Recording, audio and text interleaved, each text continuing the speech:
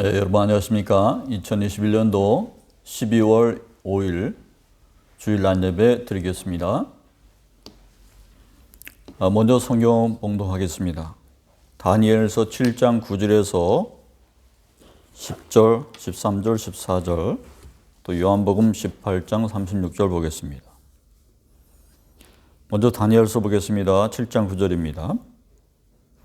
내가 보니 왕자가 놓이고 옛적부터 항상 계신 이가 좌정하셨는데 그의 옷은 희기가 눈 같고 그의 머리털은 깨끗한 양의 털 같고 그의 보좌는 불꽃이요 그의 바퀴는 타오르는 불이며 불이 강처럼 흘러 그의 앞에 나오며 그를 섬기는 자는 천천히요 그 앞에서 모셔 선 자는 만만이며 심판을 베푸는 데 책들이 펴 놓였더라. 13절입니다. 내가 또 환상 중에 보니 인자 같은 이가 하늘 구름을 타고 와서 옛적부터 항상 계신 이에게 앞에로 인도되매 그에게 권세와 영광과 나라를 주고 모든 백성과 나라들과 다른 언어를 말하는 모든 자들이 그를 섬기게 하였으니 그의 권세는 소멸되지 아니하는 영원한 권세요 그의 나라는 멸망하지 아니할 것이라. 또 요한복음 18장 36절입니다. 예수께서 대답하시되 내 나라는 이 세상에 속한 것이 아니니라. 만일 내 나라가 이 세상에 속한 것이었더라면 내 종들이 싸워 나로 유대인들에게 넘겨지지 않게 하였으리라. 이제 내 나라는 여기에 속한 것이 아니니라. 아멘. 네, 성 어거스틴은 이 땅에 두 도성의 시민이 살고 있다. 이렇게 말을 했습니다. 그것은 하나님의 시민과 세상의 시민입니다. 선한 사람과 악한 사람이 이 역사 속에서 똑같이 세상 끝까지 함께 간다는 말입니다. 그렇습니다. 성서는 다음과 같이 말했습니다. 그러나 칼이 임함을 파수꾼이 보고도 나팔을 불지 아니하며 백성에 경고하지 아니하므로 그 중에 한 사람이 그 임하는 칼에 제거당하면 그는 자기 죄악으로 말미암아 제거되리니와 그 죄는 내가 파수꾼의 손에서 찾으리라. 자, 이 말씀에 의하면 악인은 그 죄로 인해서 고통을 받고 또 의인은 파수꾼의 책임 때문에 또한 고통을 당할 것이다. 그런 말씀을 해주고 있습니다. 하지만 성도는 이 세상에서 재물을 빼앗긴다고 해도 잃을 것이 더는 없습니다. 성도는 이르되 내가 모태에서 알몸으로 나왔사온즉 또한 알몸으로 그리 돌아갈지어라. 주신 이도 여호와시요 거두신 이도 여호와시니 여호와의 이름이 찬송을 받으실지이다. 이렇게 고백하겠기 때문입니다. 하나님의 시민은 세상에서 이중국적을 가진 채 살아가고 있는 그런 사람과 비슷하다고 보겠습니다. 예수님을 믿는 여러분은 먼저 빛의 자녀들로서 하나님의 시민, 하나님 나라의 시민으로서 살아가고 있습니다. 너에게 아직 빛이 있을 동안에 빛을 믿으라. 그리하면 빛의 아들들이 되리라. 아멘. 빛의 시민입니다. 그러나 예수님은 옳지 않은 청지기 비유를 통해서 세상의 자녀들이 빛의 자녀들보다 이 세상에서 더 뛰어날 수 있음을 언급을 하시기도 하셨습니다. 주인이 이 옳지 않은 청지기의 일을 지혜 있게 칭찬하였으니 이 세대의 아들들이 자기 시대에 있어서는 빛의 아들들보다 더 지혜로움이니라. 이것은 세상의 자녀들에 대한 칭찬이 아닐 것입니다. 그것은 두 도성의 시민권을 지닌 그리스도인들의 두 도성의 법과 규율을 검토하면서 살 동안 한 세상의 시민권을 가지고 있는 사람들이 자기들의 이기적인 마음 때문에 더 앞서서 교묘한 것처럼 지혜로운 것처럼 보일 수 있기 때문입니다. 우리가 사는 이 세상은 어떻습니까? 여론 재판을 하고 또 다수결에 의해서 또 힘의 통치가 이루어지는 그러한 사회인 것입니다. 그 속에서 우리는 그리스도의 법, 하나님 나라의 법을 따르면서 하나님 나라의 시민으로서의 책무를 다하면서 함께 살아가고 있는 것이죠. 그렇기 때문에 그냥 놔두게 되면 이 세상은 온갖 난잡하고 천박한 어둠의 자녀들이 좋아할 만한 것들로 가득 채워짐을 피할 수 없을 것입니다. 그나마 빛의 자녀들이 함께 섞여 살면서 이 사회에 대한 어떤 눈부신 기여가 있었다고 생각합니다. 우리 일제시대를 보십시오. 독립운동가들. 네. 자기의 목숨을 얻을 자는 잃을 것이요 나를 위하여 자기 목숨을 잃는 자는 얻으리라. 이와 같은 말씀을 따르는 빛의 자녀들이 있었기 때문에 그 결과물로 오늘날에 우리가 있는 것 아니겠습니까? 역사의 결과물들이 자연스럽게 이 세계, 이 세상 속에서 녹아져서 현재까지 있습니다. 인간은 집단으로 무리지을수록 악해지고 부도덕해지는 경향이 있습니다.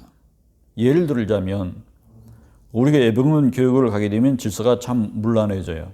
왜냐하면 다수의 그런 집단적인 경향을 따르게 되기 때문이죠. 우리 나라를 건너갈 때, 그러니까 나라 대 나라로 건너갈 때 이러한 현상은 더 심화되어서 나타납니다. 지금까지를 놓고 볼 때, 역사를 놓고 봐도 약소국들이 어려움을 겪게 된 것은 강대국들의 이기주의가 자리하고 있었습니다. 그 나라들마다 자기들의 그 정의라는 명목으로서 이렇게 강대 약속을 억압하는 것이죠. 그러니까 이 국제 정세에 있어서는 정의가 실현되는 것이 아니라 악이 실현되는 그러한 현상 같습니다. 그래서 정의가 아닌 힘의 지배를 영향을 받는 것입니다. 예를 들어서 경제적으로 볼 때 어떤 국가가 모라토리움이 선언되었다고 봅시다. 그런 선언될 즈음, 그러니까 지금 불능 상태로 가기 직전에 어떤 나라도 도와줄 생각을 안 하고 손절을 하게 됩니다. 그래서 이러한 현상들이 있기 때문에 IMF 구제금융제도가 생기게 된 것입니다. 국제사회에서는 이기주의가 팽배하게 되어 있음을 잘 보여주는 것이기 때문입니다. 또한 오늘날 지구온난화 협약에 대해서는 또 어떻습니까? 강대국인 미국이나 이런 나라들이 어떠한 공익을 따르기보다는 자기 나라나 어떤 이익만을 고집하고 그래서 이러한 이슈들은 찬바울로 내몰리는 그러한 것이 현실인 것입니다. 지구촌에서 진정한 의미에서의 공통선 추구는 없거나 등한시되고 있는 것이 현실입니다. 우리 빛의 자녀들은 이에 대해서 어떻게 살아야 될까요? 세상의 자녀들이 그리할수록 주님의 뜻을 따르는 우리의 빛의 자녀들은 빛의 자녀답게 주님의 나라의 계명을 잘 지키고 행하도록 그렇게 노력해야 되겠습니다. 우리는 이 세상이 왜 이럴까 하면서 매일같이 새로운 사건 사고들을 뉴스를 통해서 접하고 있습니다. 새로운 법과 제도가 만들어지게 되면 또 그것을 교묘히 뚫는 그러한 세력들, 즉 지능범죄들이 일어나고 있는 것이죠. 우리는 이러한 세상을 놓고 더 지혜롭다고 말할 것은 못 되죠. 오히려 이 세상 속에서 예수님께서 말씀하신 표현을 빗대보자면 우리 빛의 자녀들은 뱀같이 지혜로울 것이 필요하다. 그래서 뱀같은 지혜로움이 있었고 그 속에서 훈훈한 나눔의 현장, 돌봄의 현장이 그대로 있어져 왔기 때문에 그나마 이 현실을 이렇게 유지하고 있었던 것입니다. 이 땅에 평안한 선한 싸움으로 다져오고 일궈온 정의로운 사람들의 그 결과물이지 결코 자연적인 그러한 결과물이 아닌 것입니다. 정치는 양심과 권력이 만나는 지대고 또 인간 생활의 윤리적인 요소와 강제적인 요소가 맞물려져서 잠정적이고 불안정한 타협이 이루어지는 것이 바로 정치입니다. 민주주의는 실제로 소수보다도 다수가 옳아서가 아니라 다수의 힘이 그것을 상징하는 것이기 때문에 소수가 힘을 거두는 것뿐입니다. 헨리 아담스는 권력은 독이라고 했습니다. 어떤 국가 구성원도 감상적으로는 평화를 생각하고 있습니다. 원합니다. 하지만 공동체로 넘어갈 때에 그 갈등은 교만으로 또 고집으로 탐욕으로 치달아 충돌에 빠져들게 마련입니다. 여기에 종교는 이 기울어진 운동장의 한쪽 구덩이에 교회를 붙잡아주고 있는 모양새를 하고 있습니다.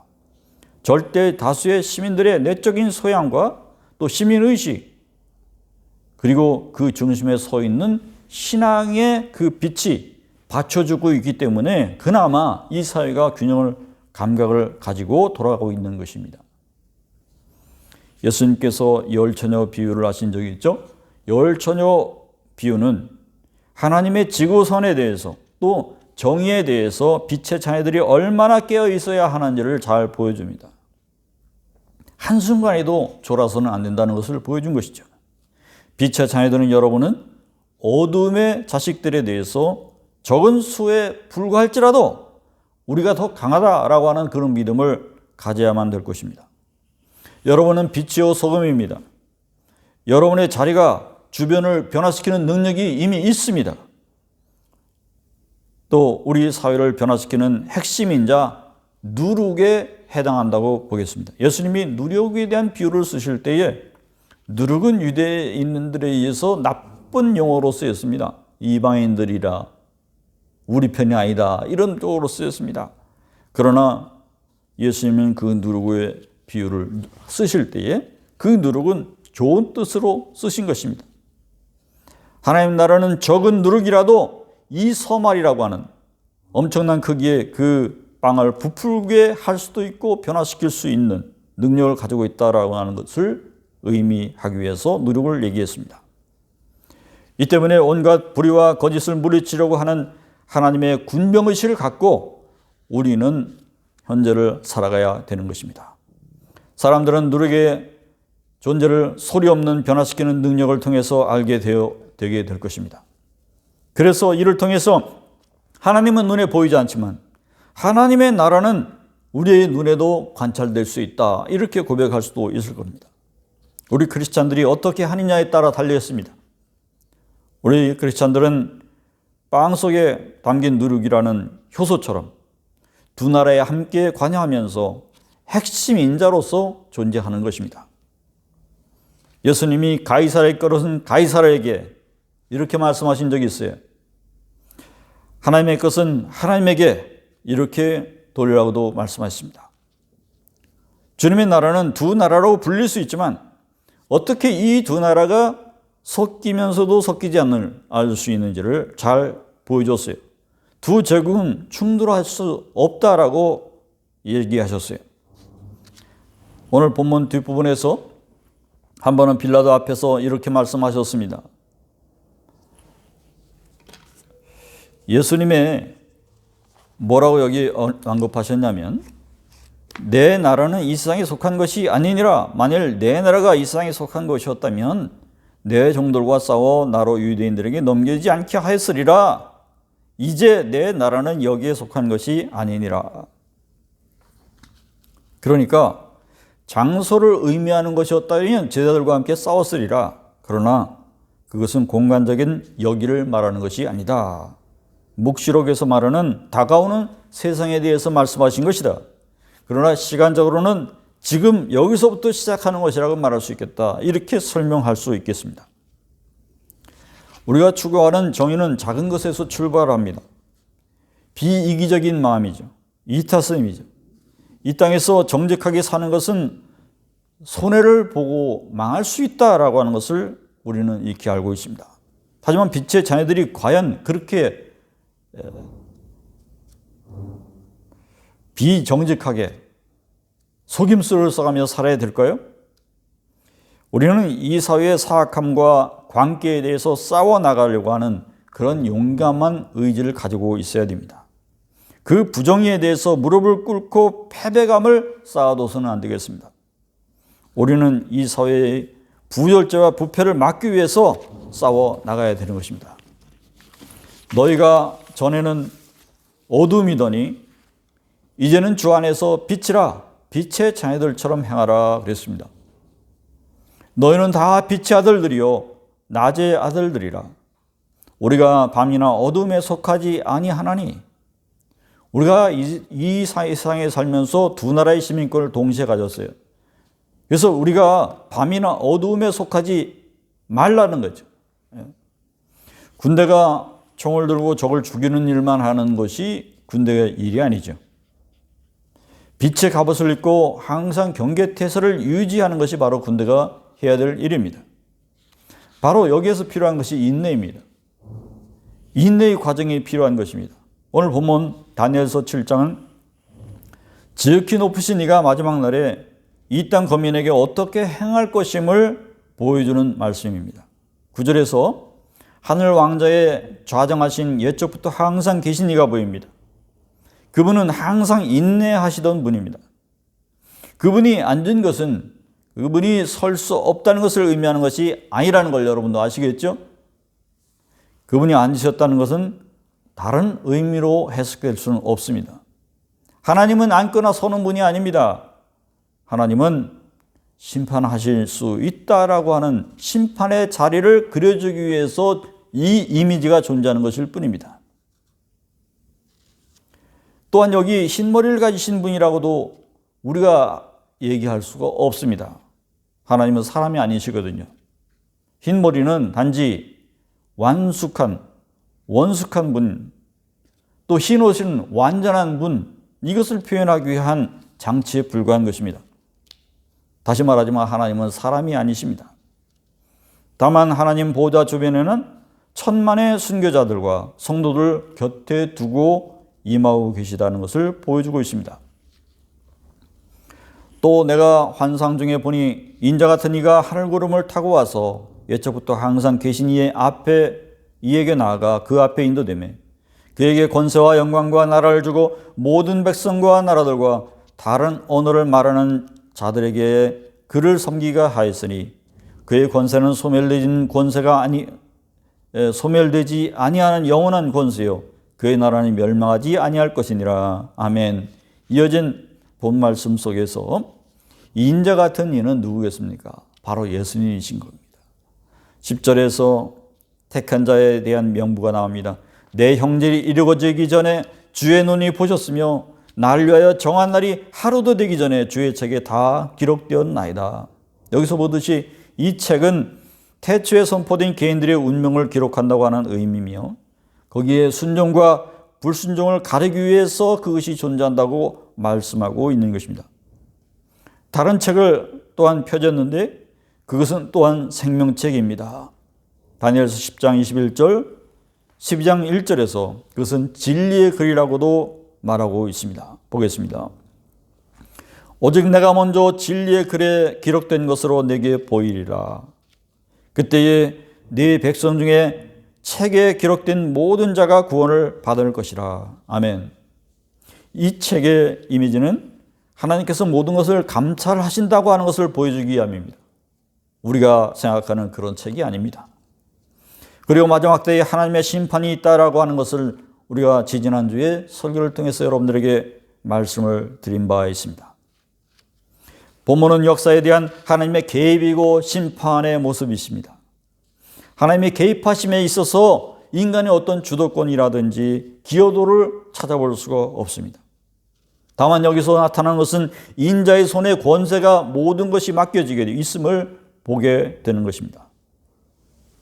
우리 성도는 하나님 나라의 도래에 있어서 이미와 아직 아니 사이를 살아가고 있습니다. 그러한 우리가 이 메시지를 받고 우리가 어떻게 살아야 될지를 생각해 봅시다. 빛의 사이들은 두 왕국 사이를 살아가되 주님 오시기 전까지 중간 윤리로서 살아야 됩니다. 역사 속에서 최선을 다하고 정체성을 유지하고 어떤 위협과 핍박 속에서도 믿음과 확신을 가져야 됩니다. 본문은 가장 암울한 시기에 쓰여졌다고 하는 이 다니엘서입니다. 다니엘서가 성도들에게 수동적인 기다림만을 권하고 있는 것 같지는 않습니다. 만약 자기 행동을 포기한 채 악의 세력을 극복하려는 어떠한 시도도 포기한 채 특정한 시간을 바라고 도착하기만 바라는 그러한 것이었다고 한다면 우리는 이것을 환상이 아닌 환각이라고 말해야 옳습니다. 현실에 어떠한 도움도 주지 못하기 때문이죠. 우리는 역사에 대한 책임을 중간 윤리로서 최선을 다하자는 뜻으로서 가져야 됩니다. 그리고 하나님의 주권적인 우주적인 개입과 새 창조의 능력과 최후의 승리에 대한 믿음을 잃지 않도록 노력해야 된다. 오늘 이 메시지를 통해서 그것을 확실하게 마음에 새길 수 있으면 좋겠습니다. 주님은 세상에 보냄을 받았다 하셨습니다. 영원한 나라를 증거하러 오셨다 하셨습니다. 진리에 속한 사람은 바로 이런 표현에 담겨진 것처럼 진리에 속한 사람, 우리가 진리에 속한 사람이죠. 주님은 이 세상보다 더 높은 존재와 질서에 참여하는 사람들이라는 표현을 말씀하기 위해서 이런 표현을 쓰셨습니다. 우리는 바로 그러한 사람들인 것입니다. 주님의 나라, 하나님의 도성에 관한 우리의 이러한 말씀들, 표현들 속에서 바로 우리가 빛의 자녀들인 것입니다. 주님의 말씀을 따라 살면서 이 땅에 최선을 다하고 하나님의 의를 드러내며 마지막 때에 마라나타 주 예수여 어서 오시옵소서 이렇게 기도하면서 하나님 나라의 질서에 참여하시는 여러분 모두가 되시기를 축원합니다. 기도합시다. 하나님 주신 말씀 감사합니다. 하나님께서 이 땅에 두 도성 사이에서 우리가 어떻게 살아가야 될지, 우리가 얼마나 우리의 빛에 또한 소금의 역할을 다해야 될지 오늘 말씀을 깨닫게 해주심을 감사합니다. 주 오심을 기다리는 우리가 마냥 기다리면서 행운과 요행을 바라는 것이 아니라 이 사회를 변혁시키고 개혁시키기 위해서 우리의 역할을 다하고 우리의 주변을 비추기 위해서 노력해야 된다는 것을 깨달았습니다. 우리가 대림절에 그와 같은 주님의 주시는 그 말씀대로 우리가 기도하면서 소망하면서 크리스마스 절기를 보내게 인도하여 주시옵소서. 예수님의 이름으로 기도하옵나이다. 이제는 우리 주 예수 그리스도의 은혜와 아버지 하나님의 크신 사랑과 성령님의 감화 감동 주심이 이 믿음 그대로 간직하면서 대림절을 보내고 성탄주의를 맞이할 때까지 우리 열심히 기도하기로 다짐하는 청년소망 모든 교우들 위해 지금부터 영원히 함께 계십시길 간절히 축원하옵나이다. 아멘.